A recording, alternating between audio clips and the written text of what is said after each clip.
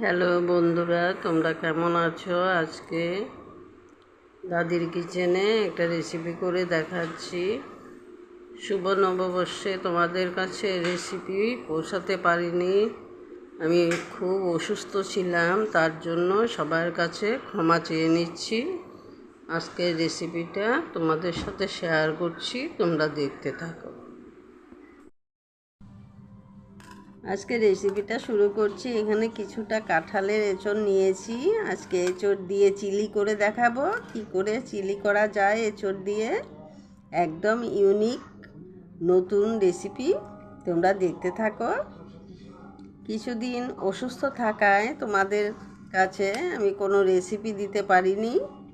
আমি বাইরে চিকিৎসার জন্য গিয়েছিলাম, তাই আজকের থেকে তোমাদের আমি রেসিপি করে দেখাচ্ছি, তোমরা দেখতে থাকো।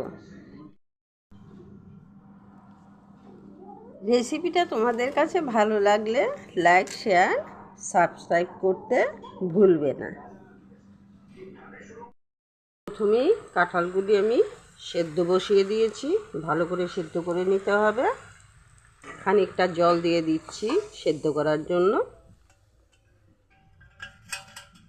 এখন ঢাকনাটা দিয়ে দিচ্ছি। ঢাকনাটা তুলে আমি কিছুটা নুন দিয়ে দিচ্ছি। আমি যখন ইঁচড়টা মাখবো চিলির জন্য তখন আর নুন দেব না, একসাথে নুনটা দিয়ে দিলাম। এখানে কাঁঠালগুলি সেদ্ধ করে নিয়েছি। এটার মধ্যে এখন আমি দিয়ে দিচ্ছি অল্প কিছুটা কর্নফ্লাওয়ার,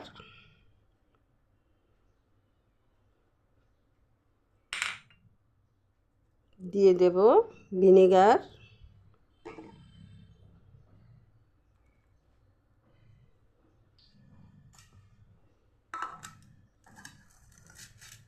দিয়ে দিচ্ছি লঙ্কা কুচি, আদা রসুন পেস্ট,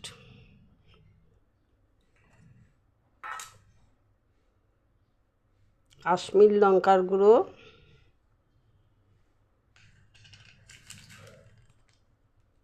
গোলমরিচের গুঁড়ো দিয়ে আমি মেখে নিচ্ছি। তেলটা গরম হয়ে গেছে, আমি এখন অল্প অল্প করে ভেজে নেব।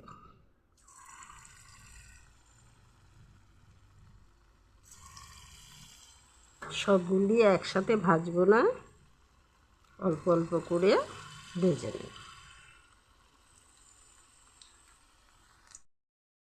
সবগুলি আমি একসাথে দিলাম না, একটু একটু করে ভেজে নেব।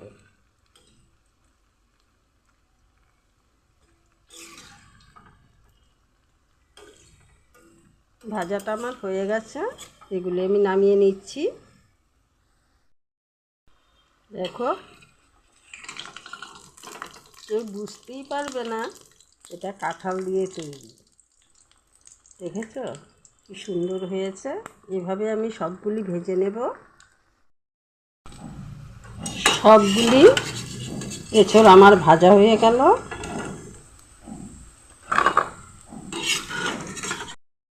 দেখে বোঝার উপায় নেই যে এটা চিকেন না এঁচড়। এঁচড়গুলি ছোট ছোট করে কেটে গরম জলে সেদ্ধ করে নেবে একটু নুন দিয়ে, সাথে অল্প কিছুটা হলুদ দিয়ে দেবে। আমি আজকে হলুদ দেওয়ার সময় ক্যামেরাতে দেখাতে পারিনি, তাই মুখে বলে দিলাম, এই কাজটা করে নিও তোমরা। চিলি করার জন্য আমি এই বাটিটাতে কিছুটা জল নিলাম, তার মধ্যে 1 চামচ কর্নফ্লাওয়ার দিয়ে দিচ্ছি। এটা আমি গুলে নেব।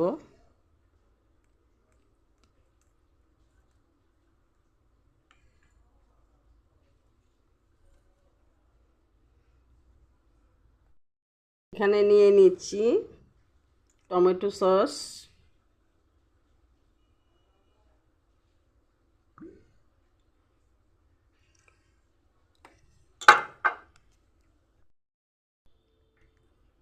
চিলি সস,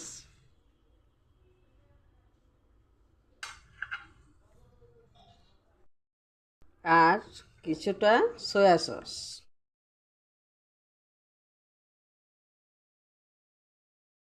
এখন আমি মিশিয়ে নেব।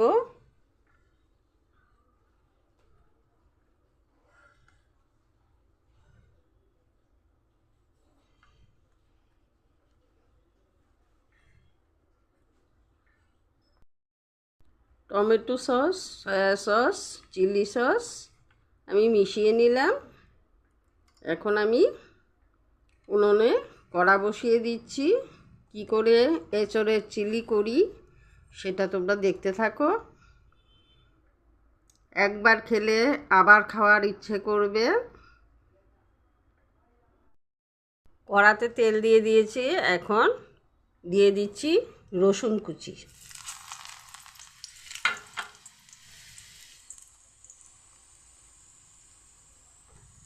এভাবে পেঁয়াজগুলি কেটেছি, ক্যাপসিকাম,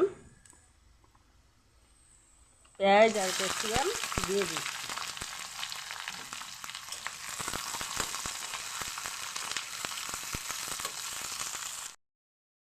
অল্প কিছুটা সময় একটু ভেজে নেব।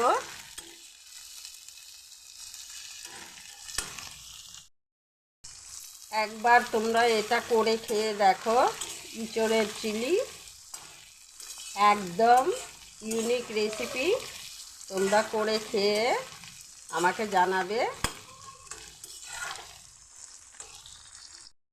ভাজাটা হয়ে গেছে, এখন আমি সসগুলি জল দিয়ে গুলে নিয়েছি, দিয়ে দিচ্ছি।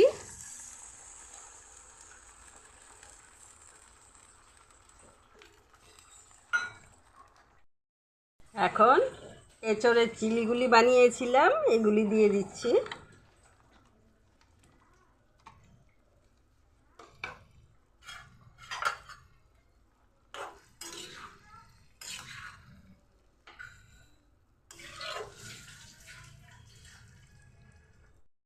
অল্প কিছুটা সেদ্ধ করে নেব। কর্নফ্লাওয়ারটা গুলে রেখেছিলাম, এখন দিয়ে দিচ্ছি।